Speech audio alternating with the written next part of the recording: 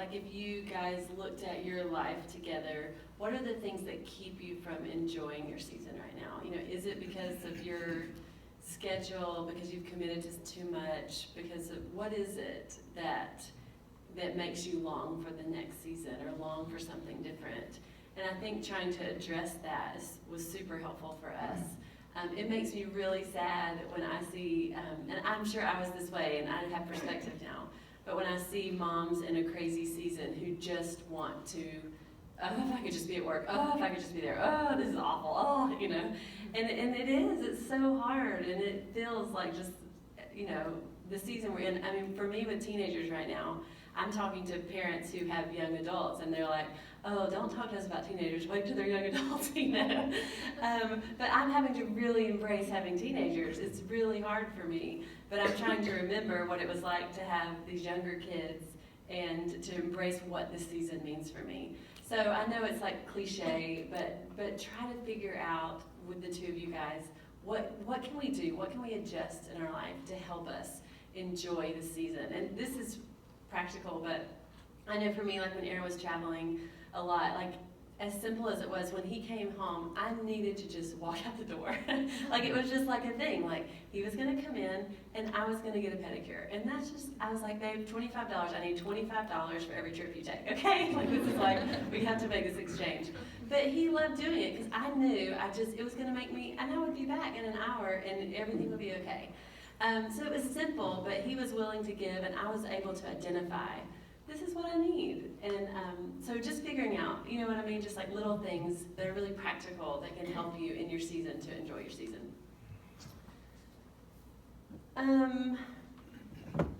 So one other thing that, well, I feel like I have a million things to tell you, but in thinking about the things that Aaron was just saying, we just found it a priority to keep short accounts with each other. So while you're in crazy season, as we all always are, and you know, we communicate differently, we think differently on every personality, anything, we're different, we're opposite on everything. But we have to keep short accounts, and we still have to keep short accounts. So what does that mean for you as well? So how can you guys make sure you're not going a week, 2 weeks, and festering with whatever is happening in your marriage? So this is simple for us, but we always go to bed at the same time. It's a connecting point if we haven't connected before or haven't looked at each other. That's just something that's worked for us. So what works for you that you can make sure you're communicating and you're not hiding your feelings from each other? I feel like that's super important. You're doing great, man. Thanks, babe. You are. Do you want to keep going? Yeah. Okay. Okay, just little, I'm just throwing out little bullet points. But walking through our two family members' marriage things, one thing that we've noticed, and Aaron's going to put a different twist on this, but in the communication part of things, just making sure that you're super honest and open with your spouse. So whether it be your electronic devices, your emails, your phones, texting, stuff at work, whatever happens, like why are you keeping a secret from each other if you are, and just asking yourself, why am I not telling her this? Or why am I not telling him this? Or whatever. So that's just, it's amazing to me how many things can kind of, the enemy just wants to steal, kill, and destroy, right? So it might not be either of your intentions, but there's all these little things that we've just noticed in so many of our friends' marriages that just, how can you be more open? So if you have this time, you know you're going to communicate, you know you're going to connect, just make yourself say the thing that you didn't want to say or share the thing that you didn't want to share. I think it's just super important. Yeah, we're teaching our oldest son to drive now. He's got his permit, he's 15, and he's a horrible driver. He almost killed Megan twice yesterday. It's true. And what I'm trying to communicate to him is that you don't have to mean to get into a wreck to get into a wreck. You know what I mean? Like, there are more than one ways to get into an accident. You don't actually have to hit someone. You can put yourself in a place where you get hit. And that's your fault too, right? And I can't think of a better illustration for what we're talking about with all this marriage stuff, because what we've realized over 17 years of marriage is that you don't have to be a horrible person to make horrible decisions. And you don't have to be a wicked person to be put into a place where you just get sidelined by the enemy. And so again, like the urgency and the criticalness of our being vigilant and being wise, that's what Megan's getting at with like any areas where there's separation and where there's secrecy and where there's hiddenness. We're just trying to say we just want everything to be an open book. So obviously, like Megan has all of my passwords for everything. For a long time, I don't know if you still like to read my email just to know what's going on. It feels like you've got a lot going on yourself now. But for a long time, like Megan would just like to read my emails just to know what's going on. And I'm like, that's fine. Like, I don't even want to read my emails. You're welcome to. If you'd respond to them, that'd be awesome. But we've just always completely welcomed each other into our private lives or whatever, because we've just seen the damage that happens when people don't. And so, in the mistakes that we've made in the past, I wasn't really trying to do stupid things. I was just not being very wise and being very guarded and taking things very seriously. Our counselor asked me one time, what's sacred to you? Like, what's sacred?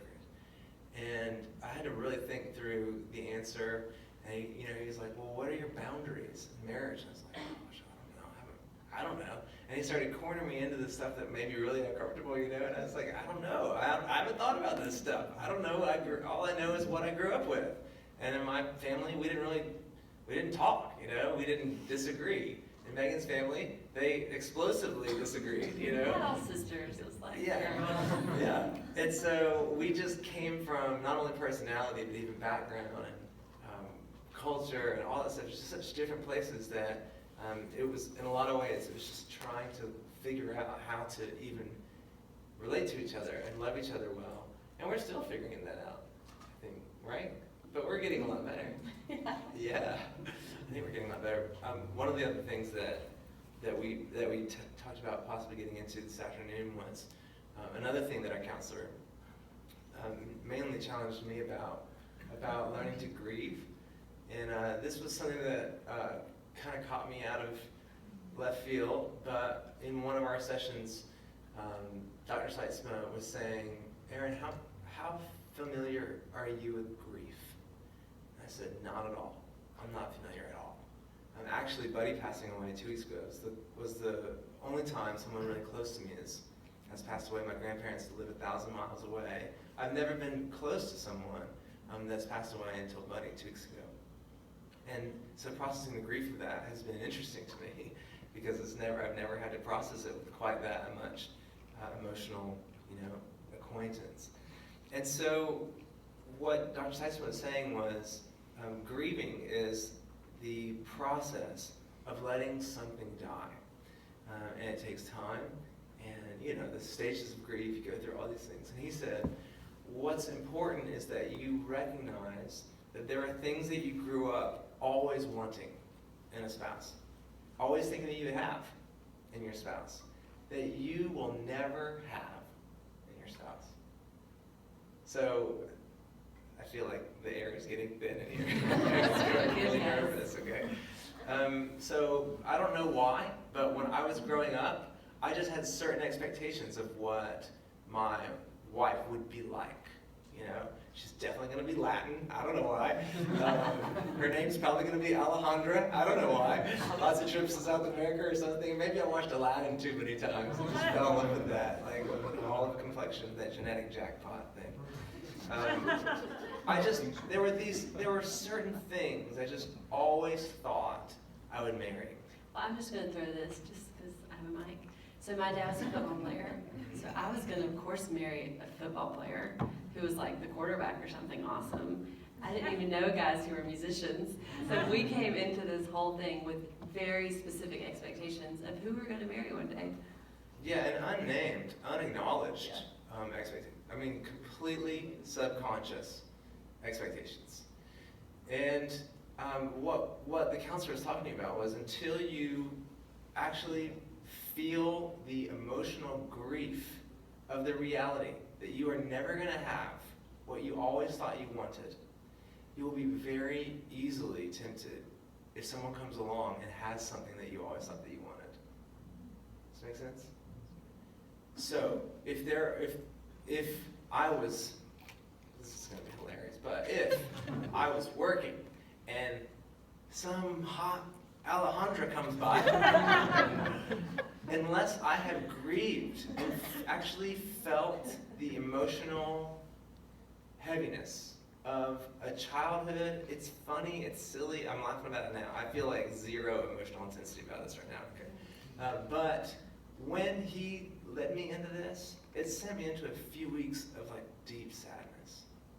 Because I never thought about, wow, I'm never gonna have some of these things that I always thought that I wanted. Now, obviously, Megan is so much better than anything that I ever thought that I wanted. I didn't know how to want something so high as Megan, okay? It's really true. She's so much better than anything that I would have thought that I wanted, but it doesn't change the fact that, you know, all this formative period of my life, I just thought that was what I was going to have. It's not what I have. And until I would grieve that, it's still in there. That stuff is still in there. So it sent me into a couple weeks of real sadness, and it's a weird thing to talk about. It's like, why are you so sad? Because of you? Because of everything that you're not? Which is like, it sounds horrible, right? We're never going to get invited back to this thing. But just to clarify a little bit, you know, it's traits. Like maybe your mom was a stay-at-home mom and your wife wants to work and you're always just kind of mad at her or something. I mean, you know, it's like your dad was this and he always washed your car for you and, you know, filled it up with gas, and your husband never does that. And every time you're on empty, you're mad at your husband. You know what I mean? Like, it's these little things that you didn't realize until you step into marriage, and all of a sudden you have all these things happening. So it's some of that too. Yeah, but that was the first time that I had ever acknowledged any of that, even thought about it consciously, or felt the reality of what saying yes to Megan meant in terms of saying no to all that. And it was heavy. It was like really heavy, but really important, I think, and very freeing to stop subconsciously longing for these things that you'd always longed for, and to start recognizing, okay, I can let all that die.